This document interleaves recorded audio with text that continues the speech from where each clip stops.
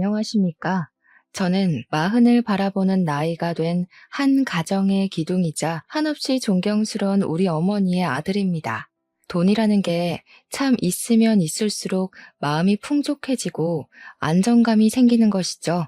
없으면 없는 대로, 있으면 있는 대로 살기가 어렵고 욕심이 무한대로 생기기 마련이란 말입니다. 저는 돈이 참 무서운 것이라는 걸 일찌감치 깨닫고 일정 부분 이상으로 욕심내지 않으려 노력하며 살았습니다. 돈이 풍족해지거나 모자라게 되면 사람이 순식간에 변한다는 것을 어렸을 때부터 우리 가족의 모습을 보고 알게 되었죠. 저는 30대 초반에 지금 아내를 만나게 되어 결혼까지 순식간에 꼴이 나였습니다.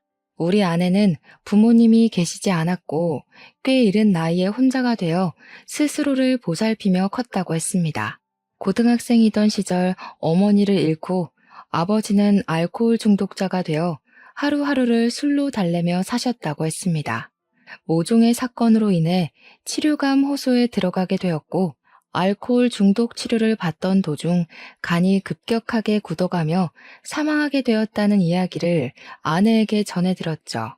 자세하게 이야기하지 않았기 때문에 대충 굵직한 일들만 알고 있었지만 그 이야기만 들어도 아내가 얼마나 불우한 학창 시절을 보냈는지 가늠할 수 있었습니다. 우리 아내는 참 길을 잃어버린 사람처럼 살았다고 하더라고요. 아르바이트를 통해서 딱 먹고 살 정도로만 돈을 벌었다고 하더군요. 그도 그럴 것이 고등학생 시절에 두 부모를 잃었는데 직장에 다닐 수도 없고 아르바이트로 버는 돈이 뻔하지 않습니까? 게다가 아무것도 모르는 학생들을 악덕 업주들이 얼마나 등쳐먹었을지 상상이 되더군요. 아내의 하루는 참으로 고단하다 하였습니다. 학교에 가서 밀린 잠을 자고 학교 수업이 모조리 끝난 오후 시간부터 패스트푸드점 24시간 뼈해장국집 설거지, 아침에 요구르트 배달까지 했다고 하더군요. 집에서는 겨우 3, 4시간 쪽잠을 자고 학교에서 수업 시간 내내 졸았다고 하니 당연히 공부에는 전혀 시간을 쏟지 않았다고 했습니다. 어머니가 돌아가셨을 때 아주 조금 받은 보험금으로 작은 달방 월세를 내고 살다가 고깃집에서 아르바이트를 하던 시절에 저를 알게 된 것이었습니다. 저는 지방에서 학창 시절을 보내고 대학을 서울로 오게 되어 서울에서 자리를 잡고 취직까지 한 상태였죠. 원룸을 얻어서 혼자 살고 있었기 때문에 대부분 저녁을 바깥에서 해결했는데 그날은 집 앞에 있는 고깃집에서 대학 친구들과 회포를 풀던 날이었습니다. 새초롬하게 생겨서 하나로 질끈 묶은 여자가 가느다란 팔뚝으로 된장찌개 뚝배기 대여섯 개를 한 번에 서빙하는 게 눈이 가더군요. 그러던 어느 날 같은 원룸에 살고 있는지 몰랐던 아내가 퇴근하고 집에 돌아오는 저랑 현관 입구 앞에서 딱 부딪히게 된 겁니다. 아내의 얼굴이 사색이 되어 있고 시퍼렇게 질려서 덜덜 떠는 걸 보고는 이거 보통 일이 아니구나 싶어서 아내를 붙잡았죠. 도둑이라도 들었냐, 나쁜 일이라도 당한 거냐, 경찰에 신고를 해줄까 하면서 괜찮으니까 말해보라고 덜덜 떠는 아내를 안고 달래주었습니다. 밀어낼 법도 한데 정신이 오죽 없었는지 제가 끌어안고 있는데도 벌벌 떨면서 집에라는 말만 반복하더라고요. 집에 도둑이 있냐고 마침 현관 입구 앞에 놓인 장우산이 보이길래 우산을 들고 몇 호로 가면 되냐고 비장하게 물었죠. 그러자 아내가 하는 말이 도둑이 아니라 바퀴벌레가 집에서 나왔다고 하는 겁니다. 순간 허탈한 마음도 잠시 웃음이 피식 나오더군요. 저한테 얼마나 컸는지 아냐며 잡아달라고 애원을 하길래 알겠다고 아내의 집으로 가게 되었습니다. 아니나 다를까 반지하층에 살고 있었던 아내의 집에 가끔 벌레가 기어들어온다고 하더라고요. 그때까지만 해도 아내가 돈이 없어서 반지하에 살고 있다는 생각을 전혀 못했던지라 부모님께 말씀드려서 위층으로 이사를 가라고 해버렸죠. 아내는 멋쩍게 웃으면서 그냥 벌레나 잡고 가달라고 하더라고요. 사색이 되었던 아내 얼굴이 눈에 밟히기도 했고 그 뒤로도 몇 번이나 아내의 집에 찾아가 벌레를 잡아주었습니다. 저한테 매번 이러는 건 아니라며 크고 날개가 달린 것들은 도저히 무서워서 죽일 수가 없다고 하더라고요. 벌레는 끔찍하게 싫다고 진저리를 치는데 그 모습이 귀여워서 큰 벌레가 나오면 언제든지 잡아주겠다고 연락하라고 휴대폰 번호도 알려주었습니다. 아내는 고맙다고 나중에 고깃집에 놀러 오면 된장찌개를 서비스로 주겠다고 이야기를 하더라고요. 여름에는 아무래도 창문을 열어두는 경우가 있으니까 벌레가 들어오기 더 쉬울 것 같아서 창틀에 약도 다 뿌려주고 했습니다. 아내랑 저는 벌레를 통해 친해지게 되었고 그 후로도 종종 아내가 아르바이트하는 고깃집에 가서 밥을 먹었습니다.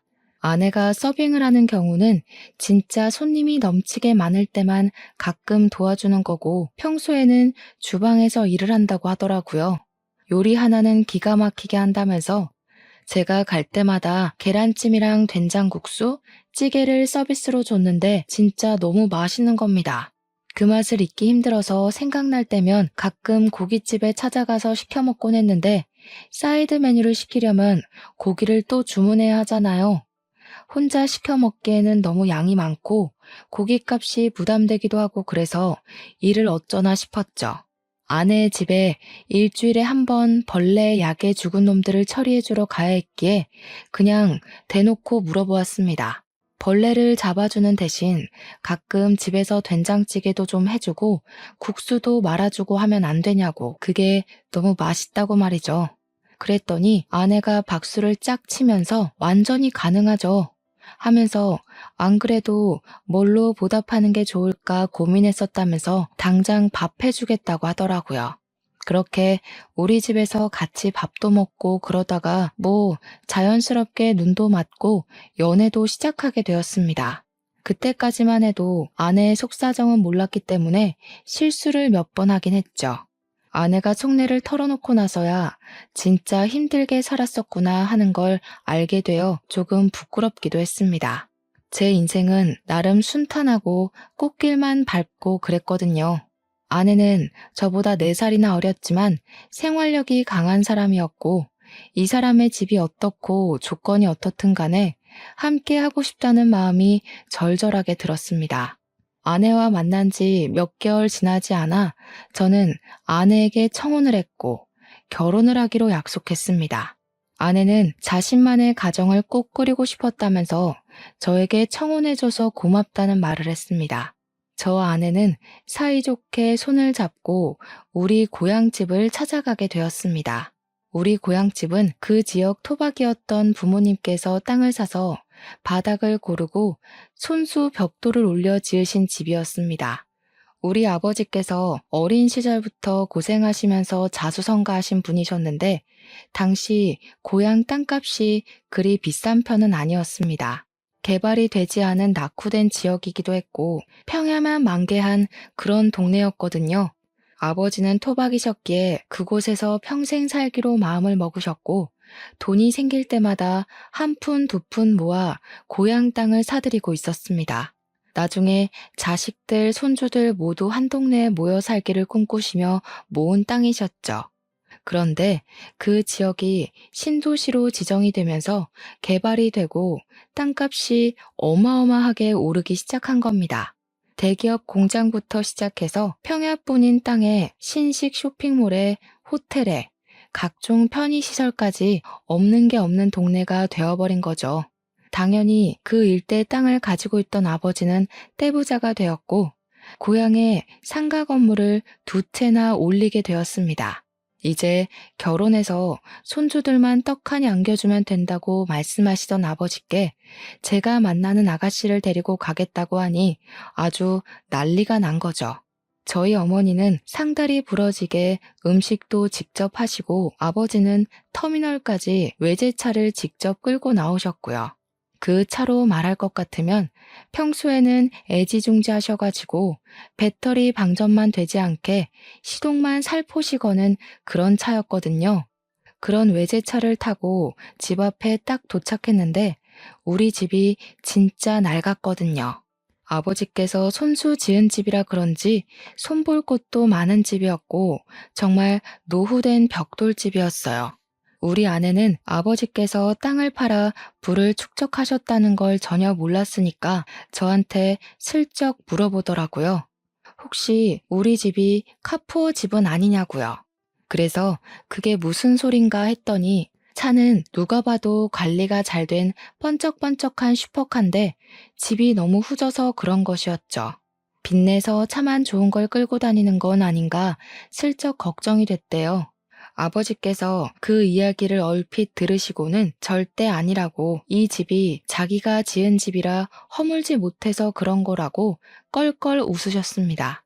우리 어머니께서는 이때다 싶으셨는지 안 그래도 자기도 아파트로 이사가고 싶다고 말 얹으시고요.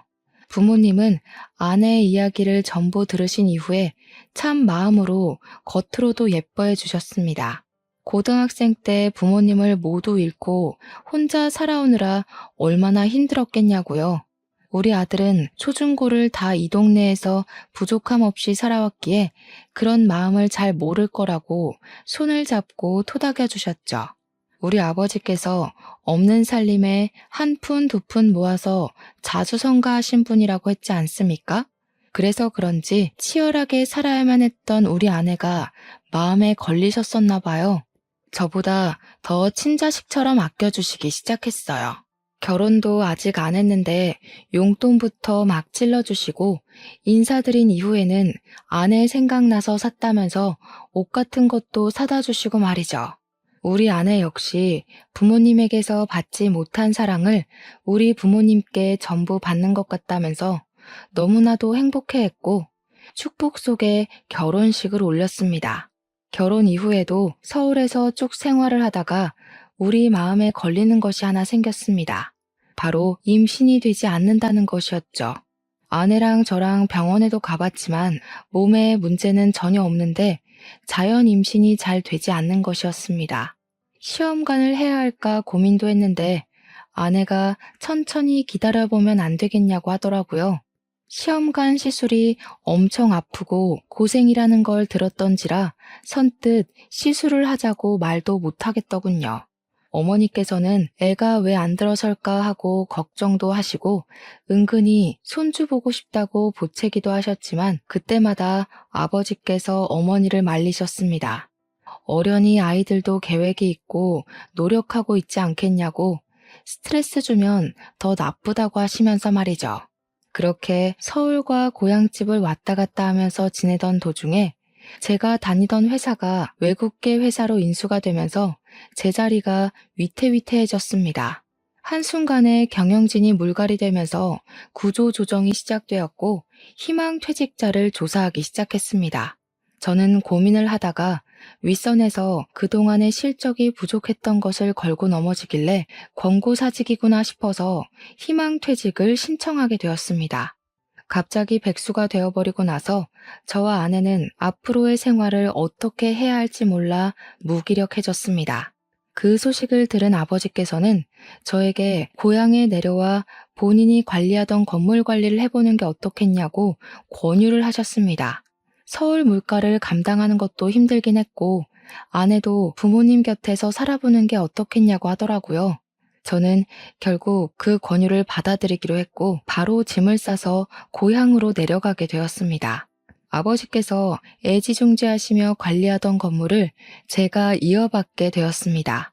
그렇게 서서히 서울을 떠나 신도시 생활에 적응해 가던 어느 날 믿고 싶지 않은 일이 벌어졌습니다. 바로 저희 아버지께서 갑자기 쓰러지시게 된 거죠. 뇌경색으로 쓰러지신 아버지는 눈조차도 제대로 뜨지 못하고 사람도 전혀 알아보지 못하시고 내내 누워만 있게 되었습니다. 아버지께서 쓰러지셨다는 소식에 하이에나 같은 먼 친척들이란 사람들은 병원으로 찾아와서 아버지께서 일궈낸 불을 나눠 갖기 원하셨습니다. 우리 어머니를 보채서 콩고물을 조금이라도 나눠 먹길 바라셨죠. 가족끼리 서로 돕고 살아야 하는 것 아니냐. 건물도 있고 땅도 있다던데 조금만 나눠달라고 소란을 일으키는데 정말 정신이 없더라고요. 우리 아내가 화가 나서 지금 아버님이 누워서 사경을 헤매고 있는데 여기 와서 그딴 소리 하고 싶냐고 전부 쫓아냈습니다. 그러더니 하루라도 빨리 변호사를 선임해서 유산 정리부터 하는 게 좋겠다고 저에게 이야기를 하더군요. 이렇게 내버려 두다가는 먼 친척들이라는 사람들이 핏줄 운운하면서 다 털어가게 생겼다고 하는데 뭔가 좀 그렇더라고요. 저는 아버지가 쓰러지셨다는 슬픔에 젖어서 아무것도 하지 못하고 넋을 놓고 있는데 아내가 너무 이성적으로 대처를 해서 놀랐다고나 할까요? 사람을 전혀 알아보지 못하셨던 아버지는 간간히 의식이 돌아오시기도 했습니다. 그 타이밍을 노리고 있다가 아버지가 운전하실 때마다 유산 상속에 관한 이야기를 나누었고 상속에 관한 마무리를 지을 수 있었습니다. 어머니께서는 정말 독하다면서 아버지께서 돌아가신 것도 아닌데 이렇게까지 해야 하는 거냐고 핀잔을 주시고 너무하다 말씀하셨습니다. 저도 아버지의 정신이 온전할 때 추억을 더 나누지 못함이 죄스러워 고개를 숙이고 있는데 우리 아내가 어머니께 한 소리를 딱 하더군요. 이러다가 친척들이 자기 지분 타령하면서 들고 일어나면 어쩌려고 이렇게 안일하게 대처할 수 있냐고 법적으로 테두리를 둘러야 할 것 아니냐고 하더군요. 강경한 말투로 딱 잘라서 어머님, 이게 다 우리 좋자고 하는 일이잖아요 하는데 어머니께서도 조금 놀라시더라고요. 그리고 아버지가 쓰러지신 지 6개월이 지나 결국 병환이 깊어져 긴 영면에 잠기셨습니다. 저랑 어머니는 엉엉 울면서 아버지의 죽음을 받아들이지 못하고 있는데 우리 아내가 자꾸 장례식장 밖으로 나돌기 시작하더군요. 손님이 오시면 가족들이 전부 인사를 해야 하는데 아내가 자꾸 자리를 비우더라고요. 어디 갔나 찾아보면 장례식장 밖에 쪼그려 앉아있고 커피 자판기 앞에 앉아있고 말이죠. 처음은 아버지와 사이가 좋았으니까 상심이 커서 그런 거구나 하고 이해하려고 했는데 시간이 지날수록 아내는 이해가 되지 않는 행동만 했습니다. 3일 내내 밖에서 얼쩡거리고 손님이 와도 시큰둥하고 장례식장 안으로 들어오려고 하지도 않은 채 표정은 점점 나빠지고 말이죠. 우리 아내한테 처음으로 실망도 하고 속도 많이 상하고 그랬습니다. 그렇게 장례를 치르고 난 다음에 다시 한번 우리 가족의 속이 뒤집히는 일이 일어났습니다. 바로 상속세에 관한 문제였습니다. 저랑 아내, 우리 어머니까지도 가진 돈이 별로 없었거든요. 전부 아버지의 재산이었고 아버지께서 그리 갑자기 돌아가실지 몰랐기에 재산을 분산시키지도 않았고요. 근데 모든 재산을 제가 상속을 받게 되면서 상속세를 내야 하는데 현금이 전혀 없었던 겁니다. 결국 아버지의 건물 한 채를 금매로 팔아야만 세금을 낼 수 있다는 걸 알고 그 건물을 팔아버렸죠. 그 돈에서도 상속세가 지불되면서 남는 게 별로 없게 된 겁니다. 결국 추가로 대출까지 받아서 세금을 물어야 했습니다. 거기에 종부세까지 턱하니 겹쳐지니까 정말 정신이 없더라고요. 그런 와중에 우리 아내가 그러더군요. 건물 1층 세입자 계약이 끝나가는데 그 자리에서 자기가 장사를 하면 안 되겠냐고요. 저랑 어머니는 그런 아내를 당연히 말렸죠. 그 자리가 제일 돈이 되는 자리인데 거기에 아내가 가게를 내게 되면 고정적인 월세가 사라지는 거나 다름없었으니까요. 그리고 가게를 해서 잘 꾸릴 수 있다는 보장도 없지 않냐고. 아내에게 그건 아닌 것 같다고 했더니 아내가 저한테 씩씩거리면서 화를 내더라고요. 자기한테 그만큼의 투자도 해줄 수 없는 것이냐며 왜 못 해준다는 말만 반복하냐고요. 잘 될지 망할지는 해봐야 아는 거 아니냐고 하면서 아버지께서 살아있었더라면 자기한테 그 자리를 주고도 남았을 거라고 말했습니다. 월세 몇백만 원이 아까워서 그런 거냐고 더 벌 수 있다고 호언장담을 하는 겁니다.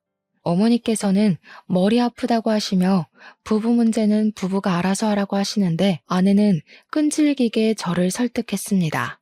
저는 결국 2달 뒤에 세입자가 계약이 끝나 나가고 그 자리에 아내 가게를 차려줄 수밖에 없었습니다.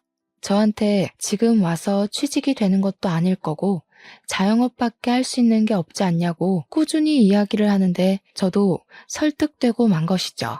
아내는 고깃집에서 일했던 경력을 살려서 고깃집을 오픈하게 되었습니다. 오픈 초기에는 손님이 정말 많이 왔어요.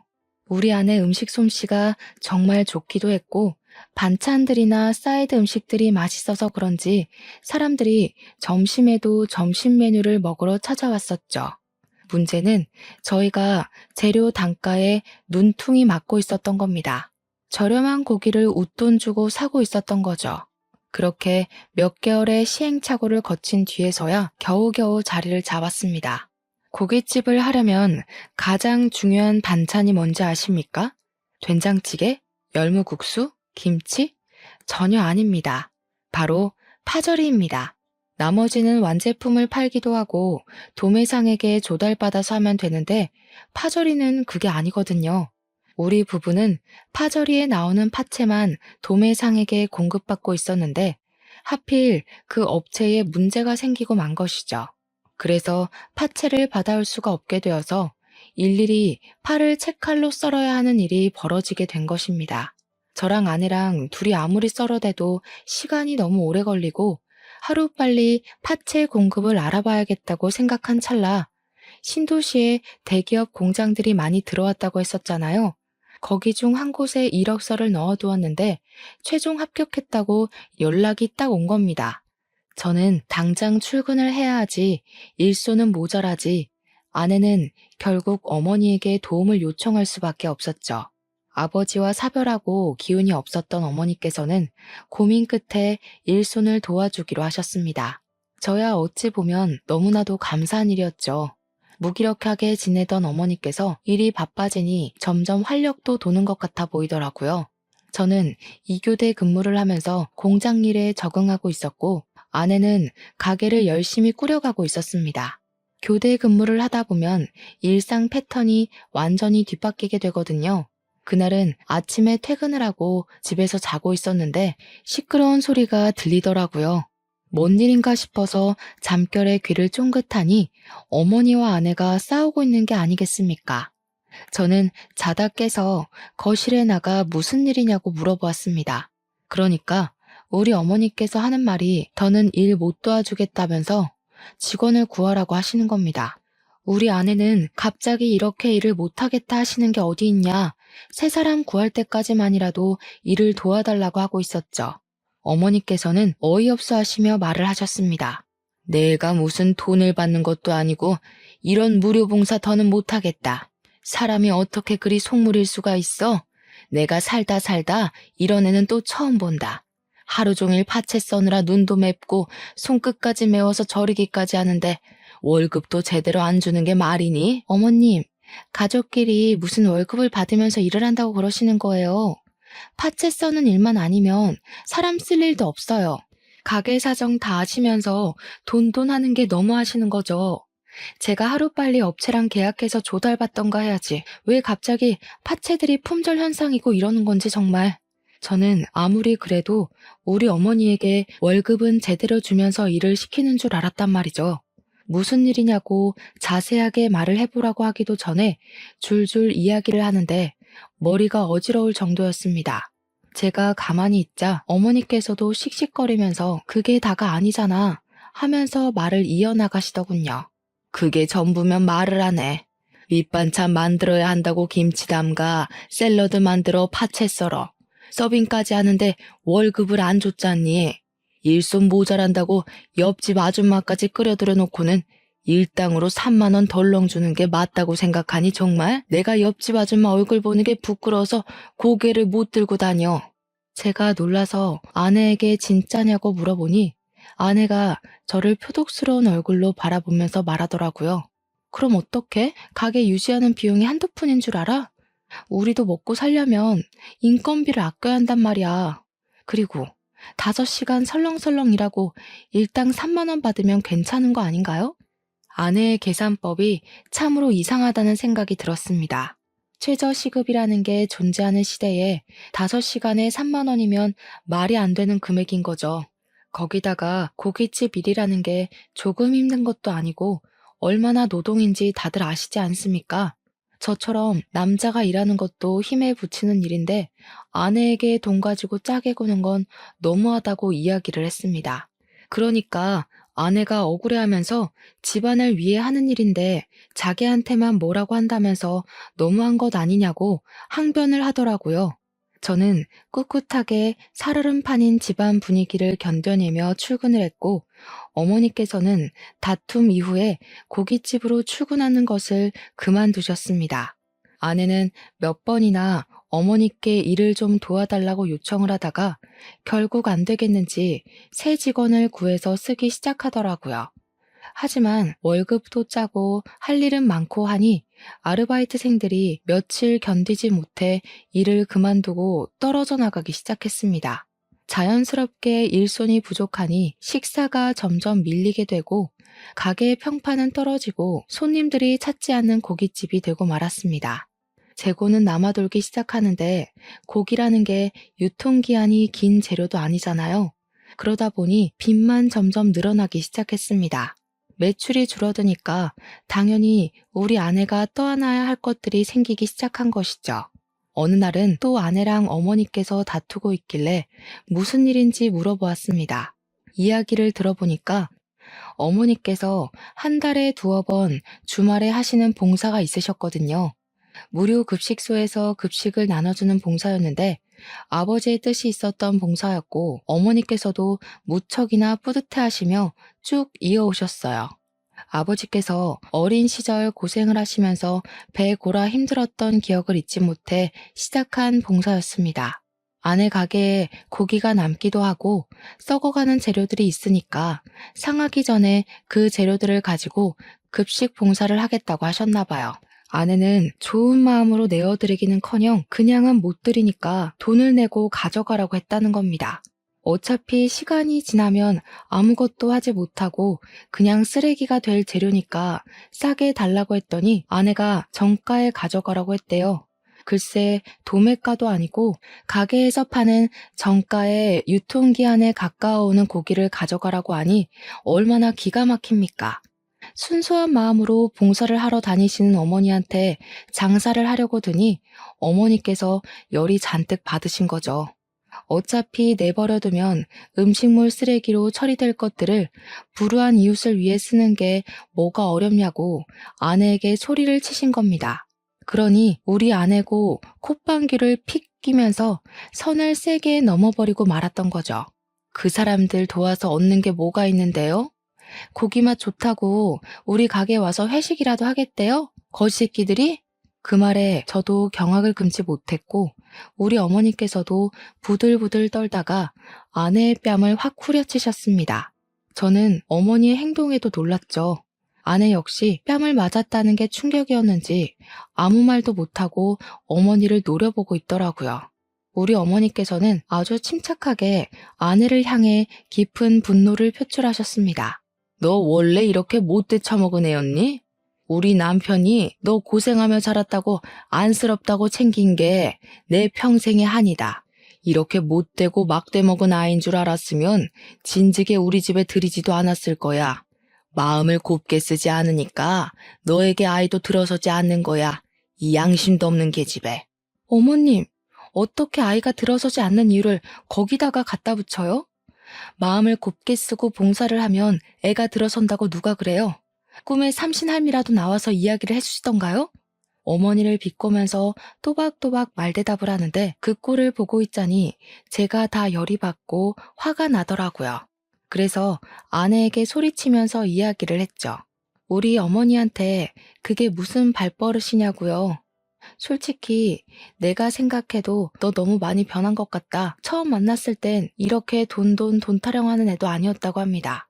당장 우리 어머니한테 사과하지 않으면 나도 강경하게 나가겠다고 하니까 아내가 저를 째려보더라고요.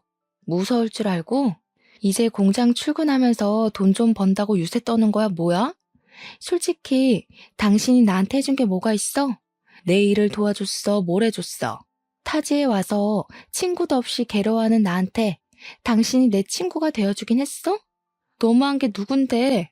물론 아내가 연고도 없는 동네로 내려와 심적으로 우울해하는 걸 알고 있어서 제가 얼마나 노력을 했는지 모릅니다. 시간이 될 때마다 밖에 돌아다니며 데이트를 하려고 했고 아내의 취미 생활도 이해하려고 노력했고요. 제 노력은 깡그리 무시를 하고 자기 잘못은 하나도 없다는 식으로 이야기를 하는데 그냥 넘어가면 안 되겠더라고요. 지금 가게 운영한답시고 집안을 빚을 내는 게 다 누군데 저한테 이런 식으로 이야기를 할 수 있단 말입니까? 화가 머리끝까지 차오른 저는 아내에게 딱 잘라 이야기를 했습니다. 앞으로 가게 유지하고 싶으면 우리 어머니께 월세를 내는 게 좋겠어. 그 자리가 한 달에 200만 원짜리 자리였다는 거 알고 있지? 앞으로 매달 5일에 우리 어머니 통장으로 자릿세 200만 원씩 송금해. 지금까지 공짜로 그 자리 쓰게 해준 게 내 마지막 배려였으니까. 그러니 아내가 놀래서 기겁을 하더라고요. 가족끼리 월세를 받는 게 어디 있냐면서 이제 치사하게 건물 가진 걸로 유세 떠냐고 하더라고요. 저도 아내의 말에 따박따박 반박을 해줬죠. 가족끼리도 다 썩어가는 고깃집 정가 받으려고 눈에 불을 켜는데 월세가 뭔 대수겠냐고요. 제가 논리적으로 반박을 하니까 아내가 인심 쓰듯이 우리 어머니께 그 재료들 전부 들고 가서 급식 봉사하는 데 쓰시라고 하더라고요. 기분은 기분대로 상하게 만들어 놓고 누굴 거짓 취급하는 건지 우리 어머니께서도 됐다고 하시더군요. 다 썩어가는 식재료 써봐야 좋은 소리 못 들을 거라며 도매상에게 신선한 재료 구입해서 쓸 거라고 하셨습니다. 다 말라 비틀어진 재료 누가 쓴다고 인심 쓰듯 이야기하냐며 방으로 쏙 들어가셨죠. 들어가시면서 멍하니 서 있는 아내에게 매달 5일에 월세 200만 원씩 송금하는 거 절대로 까먹지 말라고 매달 체크할 거라고 신신당부를 하셨습니다. 아내는 그 이후로 며칠 동안 아주 죽은 듯이 숨만 쉬면서 살았습니다. 가게에 출근할 때도 항상 요란스러웠던 아내가 발소리조차 죽이면서 깨갱하면서 다니더라고요.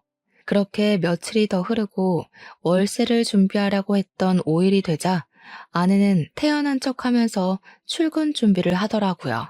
그때까지도 어머니나 저나 아내에게 월세 이야기를 한 번도 꺼내지 않았기 때문에 아내도 그냥 해본 소리나 보다 싶었나 봅니다. 5일 아침에 출근하려던 아내에게 어머니께서 월세 오늘 보내는 날인 거 까먹지 않았겠지? 하면서 물꼬를 트셨습니다. 아내가 월세라는 단어에 화들짝 놀라서 눈을 동그랗게 뜨고 어머님, 그 월세 진짜 받으시게요? 하면서 대꾸를 했죠. 어머니께서는 그럼 내가 없는 소리를 일부러 하겠냐고 월세 준비하라고 이야기를 하셨습니다. 아내는 지금 당장 200만 원이 어디 있겠냐고 어머니께 좀 봐주세요. 앞으로는 썩기 전에 재료 잘 드릴게요. 하고 나가더군요. 어머니께서 여기서 멈추셨다면 당연히 제가 사연을 적지 않았겠죠. 5일에 월세가 입금되지 않자 어머니께서는 6일 날이 밝자마자 바로 우체국으로 가셔서 아내에게 내용 증명을 보내셨습니다. 저도 어머니께서 그렇게까지 하실 줄은 상상도 못했지만 아내가 너무 경우 없이 굴었던 그날이 생각나서 잠자코 있었죠. 아내는 저에게 넌지시 내용 증명에 관한 이야기를 꺼내면서 진짜로 월세를 드려야 하는 거냐고 가족끼리 왜 이렇게 돈돈거리냐며 발을 동동 굴렀습니다. 저는 그런 아내에게 아무런 대꾸도 해주지 않고 싸늘한 눈빛만 보냈죠. 아내도 결국 느끼는 게 있었는지 보통 일로 끝날 것이 아니구나 싶었나 봅니다. 어떻게 구했는지 모르겠지만 아마 오기가 섞인 일인 것 같습니다. 200만 원을 어머니께 월세라고 떡하니 드리더군요. 일부러 저와 어머니 보라는 듯이 빳빳한 현금으로 인출해서 200만 원을 드리는 게 아니겠습니까? 어머니께서는 굳이 보여주기 식으로 이런 짓 하지 말고 편하게 계좌로 이체하라고 일침을 놓으셨습니다. 하지만 파리만 윙윙 날리는 가게에서 매달 월세 200만 원을 어떻게 마련할 수 있겠습니까? 첫 달, 두 달은 호승심에 고개 빳빳이 들고 다니더니 3개월째 되는 날부터는 눈밑이 퀭해져가지고는 어머니 방문 앞에서 전전긍긍 하더라고요. 퇴근하고 돌아온 저를 보더니 눈물을 찔끔 흘리면서 매달 월세 200만 원은 너무한 것 같다고 하더라고요. 자기가 잘못했다면서 이러다가 빚만 늘어나게 생겼다고 한 달에 가게 순이익이 200만 원이 안 되는데 어떻게 월세를 감당하냐고 하더라고요. 말을 하면서 감정이 확 올라왔는지 나중에는 엉엉 울면서 자기 대출 받아서 월세 내고 있는데 이자가 눈덩이라고 하는 겁니다. 한 번만 용서해달라고 어머니 방문 앞에서 막 두들기며 우는데 우리 어머니께서 인상을 팍 쓰시면서 나오셨죠. 월세 내라고 한 거 물을 마음 없다고 괘씸해서 이대로는 못 넘어간다고 엄포를 놓으셨습니다. 그동안 며느리랍시고 좋은 마음에 도와주고 해줬더니 당연한 줄 안다면서 저런 마음을 먹고 사는 애는 며느리라고 생각하고 싶지도 않다고 하셨죠. 아내는 손이 발이 되게 빌면서 뭐든 다 하겠다고 가게도 접으라면 접겠다고 눈덩이처럼 불어나는 이자가 무섭다고 했습니다. 시키는 대로 다 할 테니까 빚만 좀 갚게 도와달라고 하는데 솔직히 저도 제 아내인지라 마음이 편치 않더라고요. 제가 이도저도 못하고 있으니까 어머니께서 한숨을 푹 내쉬셨습니다. 그동안 당한 게 있어서 억울해서라도 여기서 멈추면 안 되는 건데 앞으로 시키는 거 다 하겠다고 했으니까 고민을 좀 해보겠다고요. 그러니 아내가 그동안 밀린 대금에 직원 월급도 줘야 하는데 밀려 있다고 하더라고요. 그 정도로 가게 장사가 안 되고 있었는지는 미처 몰랐던 터라 저도 좀 미안한 마음이 들었습니다. 제가 취직이 안 되던 시절에 아내가 고깃집으로 생활비를 벌어왔던 것도 그랬고 돈돈거리기 전에는 가족들에게 참 잘했던 아내였으니까요. 어머니께서는 가게를 정리하라고 하셨고 아내는 아무 말도 하지 않고 고개를 끄덕였습니다. 그리고 가게를 정리한 다음 주말에 급식 봉사를 같이 나가자고 하셨습니다.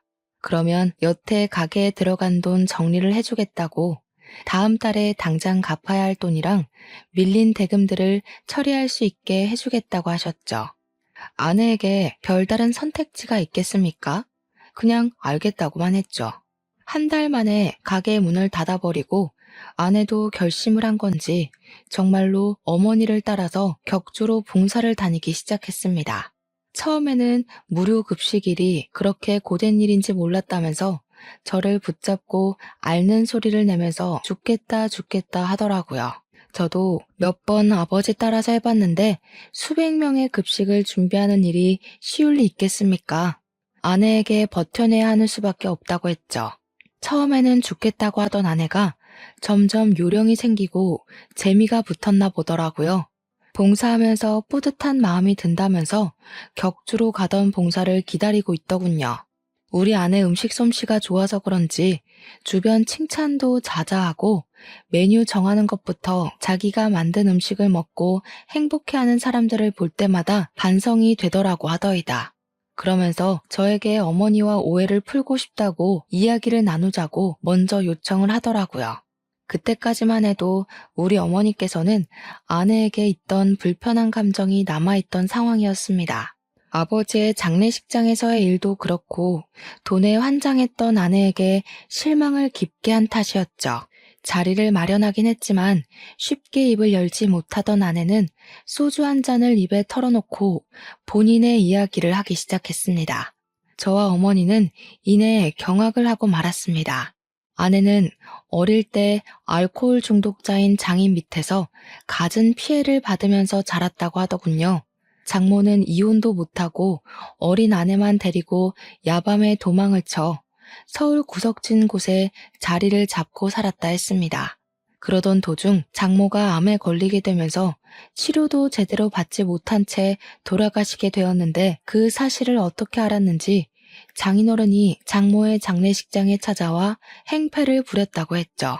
조문만 하고 돌아갈 줄 알았던 장인은 술을 처먹고 와서 장례식장에서 난동을 부렸고 어디서 가져왔는지 모를 강목을 휘둘렀다고 하더군요. 영정사진을 던지고 국화며 화환이며 전부 망가뜨리고 장례식장에 몇 없는 손님들이 말리고 직원들이 와서 장인어른을 끌어내는데 우리 아내의 뺨을 때리면서 배응망덕하게 도망이나 친년이라 했다는군요. 앞으로 자기 술값 벌어오라고 하면서 난리를 치다가 출동한 경찰에게 끌려 나갔답니다. 사회 부적응자로 판정이 나면서 치료감 호소에 들어가게 되었는데 결국에는 술 때문에 찾아온 간질환으로 생을 마감하셨다고요. 그래서 장례식장에만 가면 트라우마처럼 그날의 생각이 나고 호흡 곤란이 와서 너무 힘들다고 하더군요. 우리 아버지 장례식장에서도 그 때문에 자리를 지키지 못했다고, 싫어서 그런 것도 배은망덕해서 그런 것도 아니라고 했습니다. 장례식장에 가서 흰 국화 다발들만 봐도 숨이 가빠온다고 하는 겁니다. 울면서 그 이야기를 하는데 우리 어머니께서 아무 소리도 못 하시더라고요. 저는 아내의 손을 꼭 잡아줬어요. 그뿐만 아니라 돈에 정신 나가 있는 모습도 너무 실망이었다고 말을 하는 어머니에게 아내는 서툰 변명을 이어갔습니다. 장모가 돌아가시고 아내가 보험금을 수령했는데 장인이 법적 배우자로 남아있어서 그 보험금의 90%를 빼앗겼다고 하더군요. 항상 공포의 대상이던 장인이 그 돈을 들고 가서는 치료를 받으면서도 술을 찾고 노름에 빠졌다고, 심지어 장모의 보험금을 가져가고 장인도 간이 나빠져서 돌아가셨잖아요.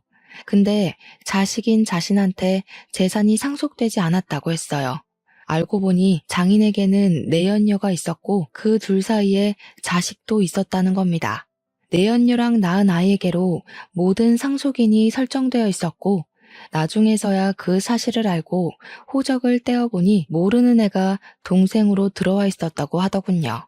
그렇게 아내는 빈털터리가 되었던 겁니다. 그러면서 아내는 돈을 뺏기지 말아야겠다 하며 살았는데 먼 친척이라는 놈들이 나타나서 아버지 재산을 욕심내니까 힘없이 돈을 빼앗겼던 과거의 자신과 겹쳐 보였다고 하더군요. 어머니께서는 아내의 이야기를 듣고 욕을 내뱉으셨습니다.